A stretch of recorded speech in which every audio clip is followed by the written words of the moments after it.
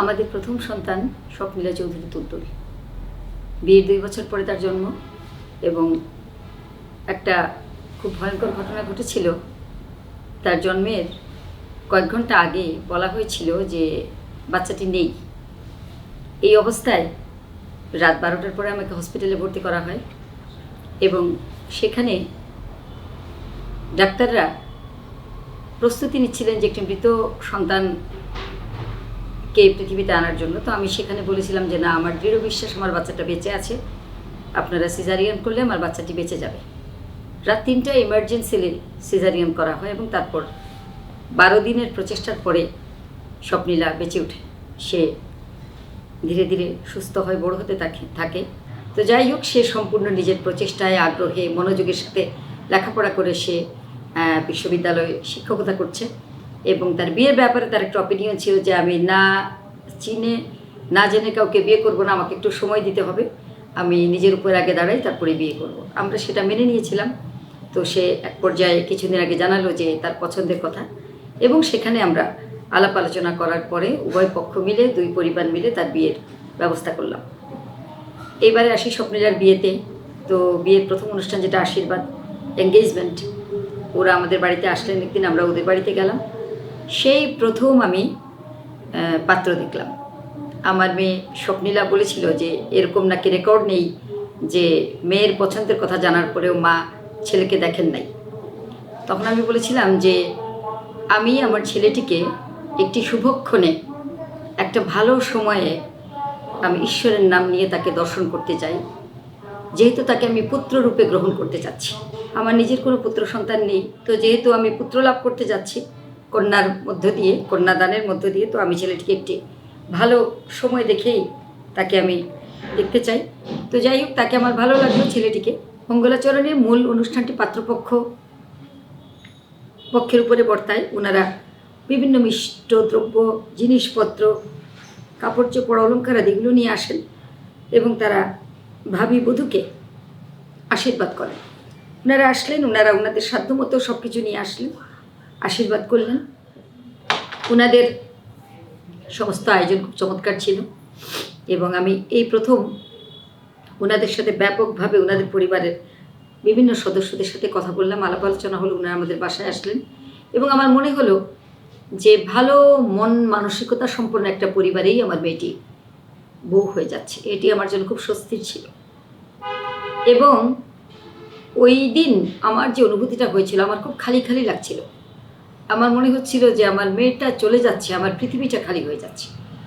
কিন্তু মা হিসেবে আমি নিজেকে চেষ্টা করেছিলাম যে অনেকটাই শক্ত রাখতে, যথাসম্ভব শক্ত রেখে। কারণ আমার স্বামী অর্থাৎ তুলতুলের পিতা, উনি খুব নরম মনের মানুষ এবং উনি আসলে খুব বেশি স্ট্রেস বা টেনশন এগুলো নিতে পারেন না, এটা আমি জানি। তো আমি নিজেকে তাই অনেকটাই সামলে নিচ্ছিলাম। বারবার আমি কাহিল হয়ে পড়ছিলাম, বারবার আমি ভেঙে পড়ছিলাম, কিন্তু তার মধ্যেও আমার মনে হচ্ছিল যে আমার যে রিচুয়ালসগুলো আছে সেগুলো করতে হবে, সম্পন্ন করতে হবে। এবং আমি ব্যক্তিগতভাবে আমি সংস্কারপন্থী একজন মানুষ। আমি মনে করি আমাদের যে সংস্কৃতি, আমাদের যে সংস্কার, সেটি হাজার হাজার বছর আগে যারাই করেছিলেন কোনো না কোনো কারণে করেছিলেন। সেজন্য আমি বুঝি বা না বুঝি, আমি চেয়েছিলাম যেগুলো মেনে নিয়েই আমরা আমাদের মেয়েকে সম্প্রদান করি।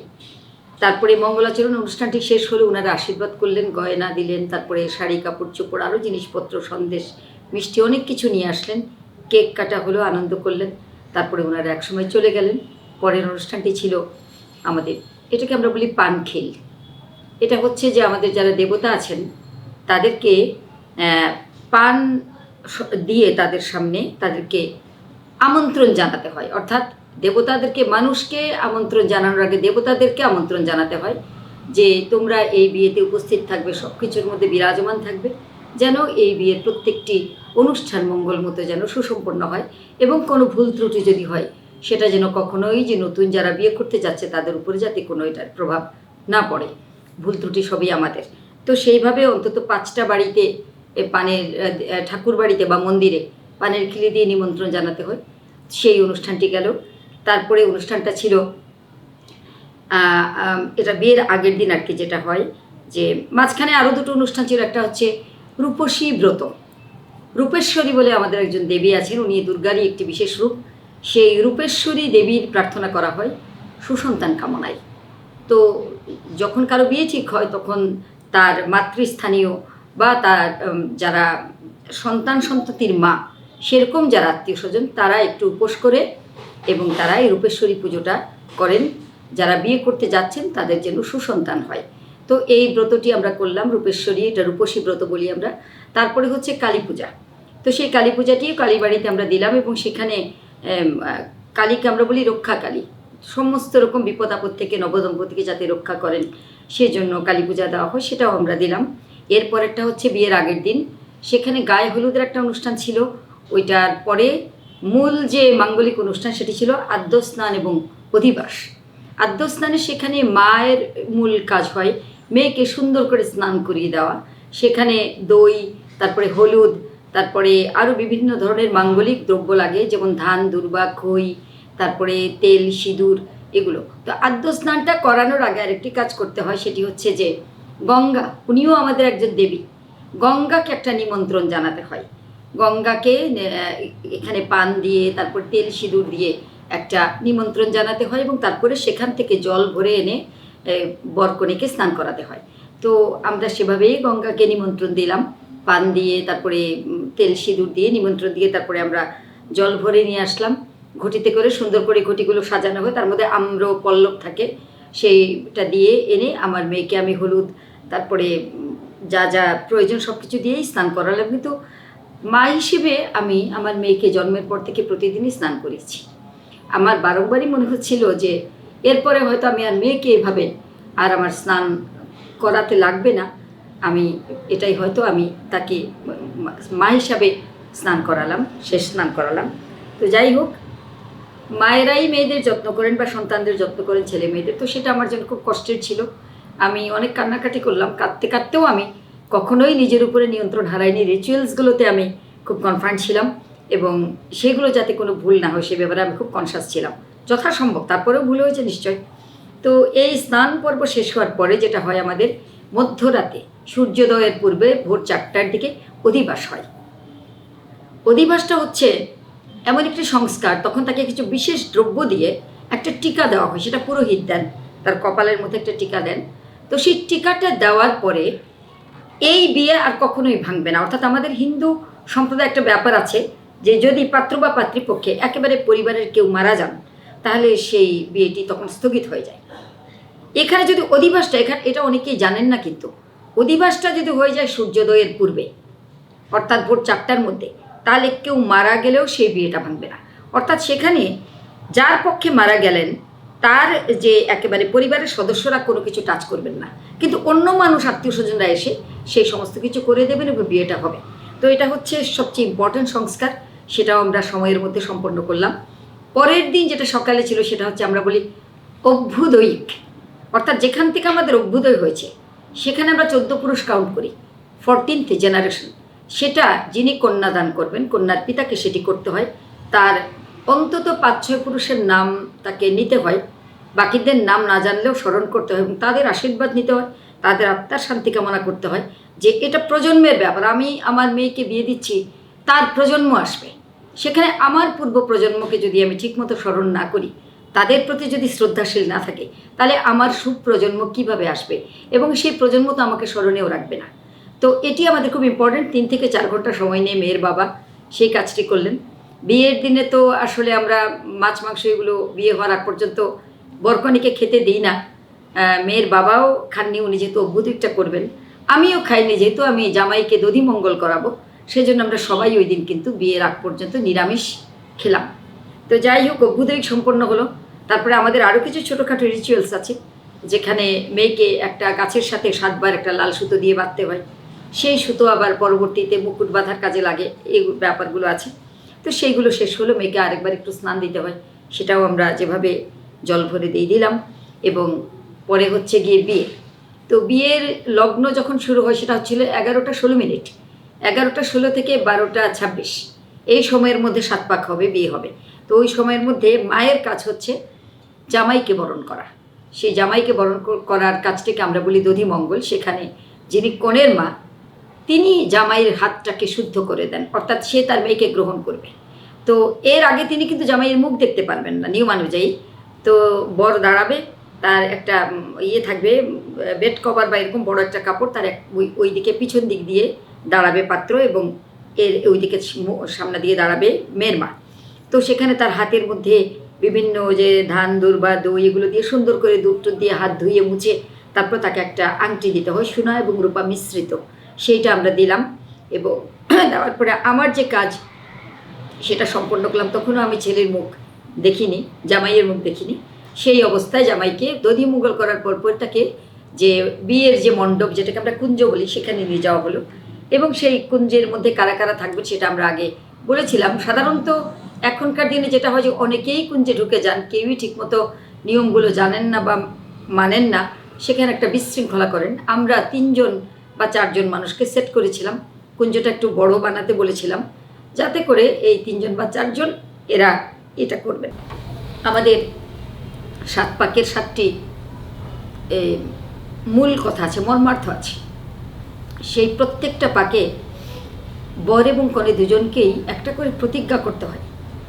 সেই প্রতিজ্ঞাগুলোর মধ্যে আছে পরস্পরের পাশে দাঁড়ানো, মান সম্মান রক্ষা, পরস্পরকে সহযোগিতা করা, দুজনে মিলে সংসারের কল্যাণ সাধন করা, দুজনে মিলে সন্তানের প্রতি কর্তব্য পালন করা, এবং আজীবন একে অন্যের বিশ্বাস রক্ষা করা, একে অন্যের পাশে থাকা। এই বিষয়গুলোই প্রত্যেকটা পাকের মধ্যে দুইজনকে এটা প্রতিজ্ঞা করতে হয়। তার মধ্যে আবার যেটা পঞ্চম পাক, এটা যখন শেষ হয়, পঞ্চম প্রদক্ষিণ শেষ হওয়ার পরে আমাদের হাতে 7টা জিনিস দিয়ে তৈরি একটা, এটাকে আমরা বলি ধুতুরা কাটাই। এটা বরের হাতেও থাকে, কনের হাতেও থাকে। 7টা কলার মাঝখান থাকে এখানে, সেটা একটা করে চেঞ্জ করতে হয়। 2টা থেকে একটা একটা করে বের করে 2টাতে চেঞ্জ করা হয়। ষষ্ঠ পাক যখন কমপ্লিট হয় তখন আবার সেখানে ইয়ে করা হয়, ওই যে যেটা দিয়ে শুভ দৃষ্টি হবে সেই প্রদীপটা পরিবর্তন করা হয়, ওই দিকের প্রদীপ এই দিকে। এবং সপ্তম পাকে মালা বদল হয় এবং শুভ দৃষ্টি হয়। এইগুলো মালা বদলটা হচ্ছে যে আমি এটার মর্মার্থ হচ্ছে যে বর এবং কনে দুইজনের হৃদয়টাকে এটা বেঁধে ফেললে ওইটার প্রতীকী হিসাবে মালা বদলটা হয়। আর 7টা পাক হচ্ছে প্রত্যেকটা প্রদক্ষিণকে একটা জন্ম হিসেবে ধরা হয়। আমাদের হিন্দু ধর্মে জন্মান্তরবাদের একটা ব্যাপার আছে, আমরা এটাতে বিশ্বাস করি, এবং কর্মফলবাদে বিশ্বাস করি। তো জন্মান্তরবাদ হচ্ছে যে এখানে একজনের সঙ্গে যখন বিয়ে হয় তো সেটা আসলে 7টা জন্মের জন্য হয়ে যায়। 7 জন্মের পরে আবার তখন অন্য চিন্তা। তো 7টা প্রদক্ষিণ মানে 7টা জন্ম। তো ওইভাবেই শেষ হলো। পরের দিন ছিল, ওই দিন বিয়ের রাতে আবার যজ্ঞ হলো অনেক রাতে। সেখানে 2টো পার্ট আছে যজ্ঞের। একটা পার্ট হচ্ছে যে যিনি দান করবেন, অর্থাৎ কন্যার বাবা, কনের বাবা তার মেয়েকে দান করবেন, সত্য ত্যাগ করে দান করবেন, যেটাকে আমরা বলছি সম্প্রদান। এখানে মেয়ে গোত্রান্তরিত হয়। গোত্রান্তরিত মানে হচ্ছে আমাদের একটা গোত্র থাকে, সেই গোত্রটা তখন তার গোত্র ছিঁড়ে সে তার স্বামীর গোত্রে প্রবেশ করে, অর্থাৎ তারপর থেকে সে ওই গোত্রধারী হবে। তো সেই কাজটা কনের পিতা করেন। এবং তারপরে হচ্ছে দান গ্রহণ করার পালা, সেটা হচ্ছে বর তার স্ত্রীকে গ্রহণ করেন। এখানেও নানা প্রতিজ্ঞা এবং নানা অঙ্গীকার এর ব্যাপার আছে, প্রতিশ্রুতির ব্যাপার আছে, সেগুলো দিয়েই তিনি তার স্ত্রীকে 7 জন্মের জন্য গ্রহণ করেন। এই পর্বটি যখন শেষ হলো তারপরে পরের দিন হচ্ছে আমাদের বাসি বিয়ে। সেই বাসি বিয়েরও বেশ একটা মর্মার্থ আছে। সেখানে হচ্ছে বাধা ডিঙ্গানোর একটা ব্যাপার থাকে। আপনারা লক্ষ্য করলে দেখবেন যে বাসি বিয়েতে বরের যে বাম হাতের যে ছোট আঙ্গ কনিষ্ঠা, যেটা সেখানে কনে ধরে থাকে, সেটাকে বেঁধে দেওয়া হয় এবং তারা একটা অবস্টাকলস থাকে, সেটাকে ক্রস করে করে তাদেরকে যেতে আসতে হয়। তো সেটা হচ্ছে আমি তোমার হাত ধরে থাকবো, তুমি আমার হাত ধরে থাকবে, সেভাবেই আমরা জীবনের সমস্ত বাধা ডিঙাবো। এটা হচ্ছে এটার মূল বিষয়টা। তো যাই হোক, বাসি বিয়ের পরে যেটা হচ্ছে এখানে পাশা খেলা বা কড়ি খেলার ব্যাপার থাকে। 21টা কড়ি থাকে। সেই কড়ি খেলারও মধ্যেও কিছু ব্যাপার আছে, যে সেখানে যিনি স্বামী, আমরা আমাদের শাস্ত্রমতে কিন্তু স্বামী আমাদের অভিভাবক, তাকে আমার বড় মানতেই হবে। তো তাহলে যিনি আমার অভিভাবক তিনি আমার জন্য কি করবেন? তিনি আমাকে শুধরাবেন, এটা যেমন সত্য, তিনি আমার দোষগুলোকে ঢেকে রাখবেন, এটাও সত্য। এখানে পাশা খেলার মধ্যে এরকম একটা ব্যাপার থাকে যে পাশার যে ইয়েটা থাকে, পাশার যে আমাদের যেটা রাখা হয় পাত্র, সেটার মুখটা উনি মেয়ে হয়তো খুলে ওইখানে ফেলবে কনে, তারপর বড় অনেক দূর থেকে এনে সেটাকে আবার ঢেকে রাখবে, সেটা হচ্ছে দুষ্ত্রুটিগুলো ঢেকে রাখবে, ওই রকম একটা ব্যাপার। তো এটা শেষ হলো, তারপরে হচ্ছে বিদায়। তো আমার একটা জিনিস, ওই সময়ের অনুভূতিটা আসলে বর্ণনা করা খুব কঠিন। আমি দেখেছি যে আমাকে যখন দান করা হয় আমার বিয়ের সময়, সেখানে আমার একটা ফিলিংস হয়েছিল। আমার মেয়ে জন্ম হবে, যখন টেস্ট করার পরে রিপোর্ট দিল যে তোমার সন্তান হবে, সেই সময় আমার একটা ফিলিংস হয়েছিল। এবং ফাইনালি আমার মেয়েটাকে যখন আমি তার বরের হাতে যখন সঁপে দেই এখানে বসে, আমার ঘরে বসে, সেই সময় আমার একটা ফিলিংস, তিনটা ফিলিংস, যে আমাকে আমার বাবা যখন সম্প্রদান করেন এবং স্বামী যখন গ্রহণ করেন, আর আমি যখন জানলাম যে আমি সন্তানের মা হতে চলেছি, আর যখন আমি আমার সন্তানকে আরেকজনের হাতে তুলে দিলাম, এই তিনটা ফিলিংস বিবরণ মানে বর্ণনা দেওয়ার মতো কোনো জুৎসই ভাষা আমি আসলে আমার কাছে নেই। মানে এখানে ওয়ার্ডস ফেল করে, শব্দ কম হয়ে যায়। এটার মধ্যে সুখ যেমন আছে, এটার মধ্যে আনন্দ যেমন আছে, এটার মধ্যে আশঙ্কা থাকে, আতঙ্কও থাকে। যখন আমার সন্তান হবে আমি খুব খুশি, কিন্তু তখন আমার মনে হচ্ছে সন্তানটা সুস্থ হবে। তো আমার কখনো মনে হয় না যে আমার ছেলে হবে না মেয়ে হবে। ঈশ্বর যা দেবেন সেটা নেওয়ার জন্য আমি তৈরি ছিলাম, প্রস্তুত ছিলাম। কিন্তু আমার মনে হয়েছে যে আমার সন্তানটি যেন সুস্থ স্বাভাবিক মানুষ হয়, যেন সে নিজের পায়ে ভর করে বেঁচে থাকতে পারে। আমার মেয়েটি যখন তার স্বামীর হাত ধরে চলে গেল, আমি শুধু ভগবানকে এটাই বলেছি যে আমার মেয়ে যেখানে যাচ্ছে তার মধ্যে যদি তুমি কোনো আলো দিয়ে থাকো, সেই আলোটুকু দিয়ে যেন সেই পরিবারকে আরও আলোকিত করতে পারে, আরও উন্নত করতে পারে। যেন তাকে যদি তাদেরকে তুমি যদি ভবিষ্যতে কোনো সন্তান দাও, সেই সন্তানকে যেন আলোকিত মানুষ হিসেবে তারা যেন গড়ে তুলতে পারে। তাদেরকে তুমি সুস্থতা এবং দীর্ঘায়ু প্রদান করো, তাদেরকে সুখে শান্তিতে নির্বিঘ্নে নিরাপদে রেখো, এইটুকুই আমি বলেছি। তো আমার মেয়েটি শ্বশুর বাড়িতে চলে গেছে, যাওয়ার পর থেকে আমি যে খুব বেশি বেশি তাকে ফোন দিচ্ছি তা কিন্তু না। আমার মনে হচ্ছে যে তাকে একটু সুযোগ দিতে হবে, এখন তার পিছু টান থেকে তাকে বের হতে হবে। আমি মেয়ের মা, আমি যদি সবসময় খালি মেয়েকে ফোন দিই, আমি যদি বলি তুমি কি করছো, তুমি কি খেয়েছো, তুমি কি ভালো আছো, তাহলে কিন্তু সে তাদের সাথে মিশতে পারবে না, সে আমার কথাই বেশি ভাববে, তার মন খারাপ হবে। আমি এটা চাই না। আজকে সারাদিনে বোধহয় আমি আমার মেয়েকে একবারও ফোন দিই নাই। আমি চাচ্ছি সে যেখানে গেছে সেখানে সবার সাথে মিলেমিশে সে আনন্দে থাকুক, এবং যারা আছেন তাদেরকে সে আনন্দে রাখুক। এখানে তারাও, আমি জানি তারা খুব ভালো মানুষ, তারা আমার মেয়েকে নিশ্চয়ই ভালো রাখবেন। আর আমি আসলে অনেকটাই শূন্য হয়ে গেলাম, আমার ঘরটা অনেকটাই খালি হয়ে গেল। আরেকটা মেয়ে আমার আছে, সেটাকেও বিয়ে দিতে হবে, দিলে পরে আমি হয়তো পুরোটাই শূন্য হব। কিন্তু তার সঙ্গে এটাও তো সত্য যে আমি একটা মেয়েকে বিয়ে দিয়ে একটা ছেলে পেয়েছি। অর্থাৎ আমি এটাকে খুব মজা করি বলি যে বিনা কষ্টে পুত্র লাভ। আমাদের শাস্ত্রে পুত্র বিষয়টি একটা স্পেশালিটি ধারণ করে। তো আমি আমার মেয়েকে দিয়ে একটি ছেলে পেলাম, এটি আমার কাছে অনেক বড় প্রাপ্তি, ঈশ্বরের দান। সন্তান যেমন ঈশ্বরের সর্বশ্রেষ্ঠ উপহার, তেমনি সন্তানকে দিয়ে আমি যাকে পেলাম সেও আমার কাছে অনেক মূল্যবান উপহার।